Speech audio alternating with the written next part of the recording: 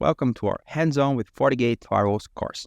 My name is Ricardo Bastos and I'm going to be your instructor for this course.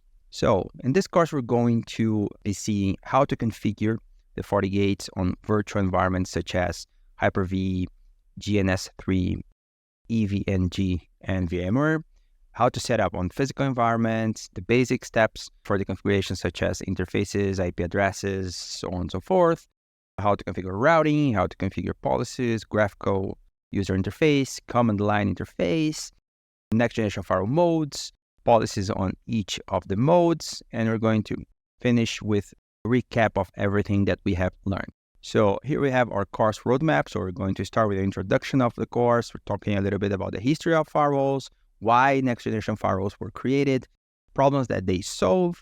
Then we're going to go to installation and basic configuration. And we're going to talk about setup in virtual and physical environments. We're going to talk about how to configure and administer the devices, part 1, basically firewall interfaces, zones, and tasks such as this.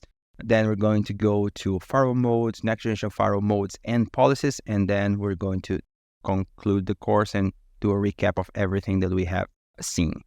In this section, we talk a little bit about the history of firewalls. We're going to talk about why next generation firewalls were created, the problems that they solve, and the changes that were made and the improvements that were done from traditional firewall to the next generation firewalls. We're going to talk a little bit about why FortiGate and what is the differentiators of Fortinet and the advantages of this platform and the FortiGates in comparison with other firewalls, next generation firewalls.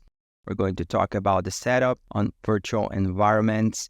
We're going to see how to configure on Hyper-V, on EVNG, on VMware, and others. Then we're going to talk about FortiGate graphical user interface, and then the command line interface. Where should you use each? What are the advantages of each one? Then we're going to talk about firewall policies and objects, how to create, how to manage, best practices on managing firewall policies.